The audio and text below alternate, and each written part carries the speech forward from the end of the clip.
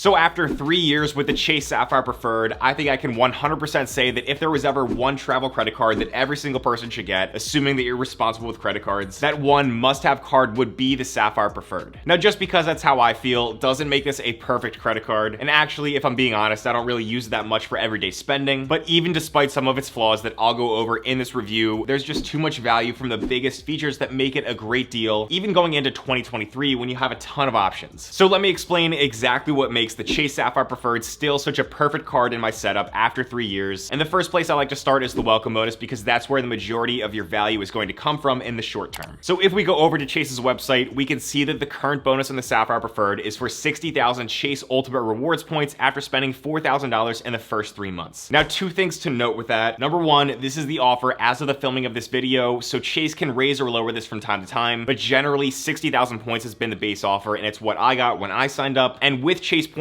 I like to always value them very conservatively at the minimum value I know I can get. So 60,000 Chase points convert at a rate of 1 cent per point for cashback, which is equal to $600, or the more effective way at a minimum to use these points with a card like the Sapphire Preferred is to redeem them for travel in the Chase portal. The way I look at it is that almost all of us will have to travel at some point, so you might as well save up your Chase points and then use them for that, whether that's a planned vacation, to visit a friend, to attend a wedding, or whatever else. So if you redeem your Chase points for travel, then you could take advantage of one of my favorite features on the Sapphire Preferred, where you get 25% more value, or 1.25 cents per point for travel versus 1 cent per point for cash back. So that makes 60,000 points worth $750 towards things like flights or hotel stays booked through Chase with points. You can also get that same 1.25 cent per point value through the pay yourself back feature, where you basically buy something in one of Chase's eligible categories and then you can reimburse yourself with points. So right now those categories are just Airbnbs and select charities, but that could change in the future. I actually used pay yourself back earlier this year when I booked an Airbnb on Martha's Vineyard for about $800 for 2 nights, but I was able to get a credit back to my account for that amount by redeeming about 64,000 points, so that's 1.25 cents per point. Now there's other ways to use those points that can give you even more value than that when you transfer them, and we'll get into that in just a minute, but I really like that 25% boost feature because it's great for people who either don't want to do the research to find award tickets when transferring points, or it's also great for beginners that are just getting into the credit card points game, because I know that for me, I had no idea what I was doing when I got started at first, so I think the Sapphire Preferred is very beginner friendly when it comes to redeeming points. Now the second thing to note with that welcome bonus is, like I said, right now you have to spend $4,000 in 3 months to get those 60,000 points, or if the offer ever changes, there's probably still going to be some sort of a large minimum spend. But if we do some quick math, $750 of value at a minimum for that bonus by doing that spending equals at least an 18.75% return on spend. So that basically just means that for your first $4,000 spent on this card, you're effectively getting 18.75% back on everything. Again, that's just at a minimum because your points could be worth more, and we're not even factoring in the other points you earn from different multipliers. Now just make sure you know your spending habits, or that you have some sort of a larger one-time expense coming up, so that way you can hit that minimum spend for the bonus, because the last thing we want to do is leave all those points on the table. Okay, so $750 of value towards travel is great. It's almost like free money when we use this card to pay for things we were already going to spend money on anyway. But what's the catch? Well, usually the catch with credit cards comes from the ways that credit card companies make money from us, which can be things like annual fees, late fees, interest charges, or even interchange fees from every transaction. But since I preach that you should only use credit cards if you treat them like a debit card, meaning that you only use them when you already have the cash on hand to pay them off, and then you pay your credit card balances on time and in full every single month, when we do those things, all those fees and interest charges don't even matter because we won't have to pay them. However, since the Chase Sapphire Preferred is more of a premium travel card, there is going to be a $95 annual fee, but I've got 3 important questions you can ask yourself to see if paying $95 every year is worth it with this card. So first, what's my value in the first year, because that's when you get the sign-up bonus to greatly offset the annual fee. And second, what's my value in year 2 and beyond, because there's no more sign-up bonus, but maybe some of those features and benefits on the Sapphire Preferred can give us more value than the $95 we're paying. And then third, in a worst case scenario where I'm not getting any good value anymore from this card, do I have any downgrade options to a no annual fee card, because some issuers are going to let you downgrade while keeping the same account open. Okay, so first, with that value in year 1, again, if we're being conservative with a welcome bonus and we're saying that a 60,000 point bonus is worth $750 at a minimum when we redeem for travel in the Chase portal, then our starting net value in year 1 is $750. But when we factor in our first annual fee, which is going to get charged to your account within about a month or 2 of opening the Sapphire Preferred, that brings our first year value down to $655. Then there's also this nice little credit that Chase recently added as a new benefit, where each account anniversary you get a $50 credit towards any hotel stay that you book through Chase and pay with your Sapphire Preferred. And I think that's a pretty easy credit for most people to use if you travel. So we'll add that to our net value, which is now $705 in year one. We'd also want to look at the points earning categories, which we'll go over next in this video to see what kind of value that gives us. But for now, if we're just looking at our value at a basic level without any spending, then year one gives us $705 in positive net value. Now that's actually more than 7 times the $95 annual fee, so that means we could technically have the Sapphire Preferred for 7 more years after year one and still come out ahead of those annual fees. But I like to look at the net value on a year-to-year basis because year one is just an outlier. So now the second question we asked is, what is my value in year 2 and beyond, because there's no longer this big sign-up bonus to offset the annual fee. And so in year 2, we get hit with that $95 annual fee right around the account anniversary of when we open the card. And throughout the year, again, we can use that $50 hotel credit to bring our effective annual fee or our net value to negative $45. So that just means that we're losing $45 by holding this card. And at this point, I think there's really 2 ways to make up for that, which is either by earning a lot of Chase points from our spending or by redeeming points to get more value. But before I get into how to earn more points or other ways to redeem points, let's assume that we decide we don't want to keep paying that $95 annual fee in year 2 and beyond. So that's where the third question comes into play, which is, do I have any downgrade options to a no annual fee card? And the answer to that question is yes, you do. The great thing about the Chase Ultimate Rewards product family of cards is that as long as you can qualify for them, you can usually product change to upgrade or downgrade your cards. Now this is all up to Chase at the end of the day, so I don't ever want to say something is guaranteed, but usually if you were qualified to get approved for a more premium travel credit card like the $95 Sapphire Preferred, you can later downgrade to something like the no annual fee Freedom Flex or Freedom Unlimited, and there's plenty of data points out there to back this up. Now you can't downgrade until after you've had the Sapphire Preferred for at least 1 year, so there's no getting away from that first year $95 annual fee unless you got some sort of a special sign-up bonus waiving that fee somehow. But technically, if you got the Sapphire Preferred and that 60,000 point bonus and then did not find the card to be worth it in year 2, you do have that downgrade path to a no annual fee card. And it's really because of that bonus and then the downgrade path to a no annual fee card that makes the Sapphire Preferred a must-have, like I mentioned at the beginning of this video. Now with that said, after I've had the Chase Sapphire Preferred for 3 years, knowing that I had that downgrade option, I still willingly paid that $95 every single year to keep it open because I think it's absolutely worth it. So next, let me explain why it's been so valuable to me and my credit card setup. So I'd like to say that it's the points earning categories on this card that adds value, but honestly, I think the points categories are just okay and could be better. And there's also a lot of categories to keep track of, which might not be so great if you're someone that's looking for a simple card. So right now, the Sapphire Preferred earns 5x points per dollar on travel booked through Chase, 2x points per dollar on other travel booked outside of Chase, which actually covers a lot of broad travel expenses like parking, tolls, ride sharing, and stuff like that. And speaking of ride sharing, from now until March of 2025, you can earn an additional 3x points per dollar on Lyft rides on top of those base 2x points for a total of 5x back on Lyft. You also get 3x points per dollar on dining, including takeout and eligible delivery services, 3x points per dollar on online grocery purchases, which excludes Walmart, Target, and wholesale clubs, 3x points per dollar on select streaming services, which covers almost any streaming you can think of, and 1x points per dollar on all other purchases. Also, along with that 5x points on Lyft category, the Sapphire Preferred also has a few other partner benefits that change from time to time from companies like DoorDash, Instacart, and GoPuff. So if you use any of those services or you want to try them out, then that's a nice little way to get some bonus value from this card. Now the Chase Sapphire Preferred also advertises this small benefit where each account anniversary, you'll earn bonus points equal to 10% of your total purchases made in the previous year. And they give this example where if you spend $25,000 on purchases, you get 2,500 bonus points. But doing that math there, that's only an extra 0.1 points per dollar spent. So if we look at all those categories, we can add that on as a little bonus. So for example, 5x points per dollar is really 5.1x points per dollar, and 2x points per dollar is really 2.1x points. And that's nice, but it honestly doesn't add up that much. And I think it was more of a marketing trick by Chase to say there's a 10% points bonus because it sort of sounds good. But remember, with the Sapphire Preferred, when we're valuing Chase points, we could value them at 1 cent per point, which is what we get if we redeem for cash back. So that becomes 5.1% back on travel through Chase, 2.1% back on other travel, 3.1% back on dining, online groceries, and select streaming, and 1.1% back on all other purchases. Or since this isn't really meant to be a cashback card, instead we can get 1.25 cents per point for travel through the Chase portal because of that 25% points boost feature on the Sapphire Preferred. So we would take these categories and multiply by 1.25 to get 6.375% back on travel booked through Chase, 2.625% back on other travel, 3.875% back on dining, online groceries, and select streaming, and 1.375% back on all other purchases. And again, that's if we're factoring in that 10% anniversary bonus too. And we can also get even more value by transferring points, which is what I prefer. So we'll get into that in just a minute here. future. But from my experience over the past 3 years with the points categories on the Sapphire Preferred, they're honestly just okay to me. I really only ever use this card to earn 2x points on tolls, so I set my Easy Pass to automatically refill using this card. And then I also use my Sapphire Preferred to get 3x points on a few streaming services like Netflix, Hulu, Spotify, Apple TV, and of course YouTube Premium. The 3x points on groceries could be really cool if it worked at all grocery stores, but it's only for online groceries, so that's not really useful to me. So for the most part, I'm really just using my other credit cards that earn more in many of these categories. But next, let's talk about transferring points, because it really is that feature along with one other thing that makes the Sapphire Preferred so great in my opinion. So on Chase's website, they list out all of the airline and hotel programs that they partner with where you can transfer your Chase points at a 1-to-1 rate. And remember how I said that the Chase travel portal gets 25% more value, or 1.25 cents per point, compared to 1 cent per point for cashback on the Sapphire Preferred? Well, if you put in just a bit of time to learn and then research some good ways to redeem these points with these transfer partner programs, you can get 2, 3, or even 4 cents per point or more sometimes. And by the way, I talk about how to do all this stuff all the time here on my channel, so if this video has been valuable to you, then be sure to let me know by tapping the like button and then subscribing down below so you don't miss any future content. But now, just to give you an idea of the value that transferring points can actually give you, if we said that we got 2 cents per point by transferring points, that 60,000 point sign-up bonus becomes worth $1,200 compared to just $750 when we book travel in the Chase portal. So over the past 3 years that I've had this card, I've really learned some good ways to take advantage of those transfer partners that the Sapphire Preferred has. But then some people ask me how I'm earning all these points to transfer in the first place. Now obviously, I got that 60,000 point sign-up bonus when I opened my Chase Sapphire Preferred, and then I'm earning maybe a few hundred points per month from all those small expenses that I put on this card, which isn't much. But the real power of the Sapphire Preferred comes from putting it at the very top of my Chase Trifecta setup with all the cards that I have that earn ultimate rewards points. So for me, those cards are the Sapphire Preferred, the Freedom Flex, the Freedom Unlimited, the Ink Business Cash, and the Ink Business Unlimited. So I guess now it's more than a trifecta. That's 4 personal Chase credit cards and 2 business Chase credit cards, but all of them earn ultimate rewards points, and then all those points can be combined under my Sapphire Preferred, and then that card has all those features to redeem those points for travel. So when I factor in the big sign-up bonuses on each of those cards that Chase offers, plus all the points categories that they all have, that all adds up to a bunch of Chase points that I've redeemed for a ton of value. Now clearly, the Chase Sapphire Preferred is a great travel credit card with features like that, but I didn't even talk about some of these smaller features, like the fact that it has no foreign transaction fees, plus it comes with really great trip cancellation and interruption coverage in case a trip gets canceled or cut short. It has baggage delay insurance, trip delay reimbursement for you and your family, and then even primary auto rental coverage so that if you're renting a car, you can be covered for theft and collision damage. Hopefully you never have to use any of those things anyway, but they're still nice to have, so just be sure to read over any of the details of that insurance stuff because I can't go over every single detail here. But I do have some links down below where you can learn more about this card and some of my other favorite top credit cards out there. And as always, by using those links, that's a great way to help support the content here on this channel, so thank you very much for doing so. Now I'm curious, what do you think of the Sapphire Preferred? Do you have this card or do you prefer something different? Let me know down in the comments below. And also make sure that you check out my full guide to redeeming Chase points over here next, because that's going to help you to maximize whatever you earn on the Sapphire Preferred. Or if you can't decide between this card or the more premium Chase Sapphire Reserve, then go check out this video over here next, which is a comparison that I made between these two cards. But as always, thank you so much for watching, and I'll see you in the next one.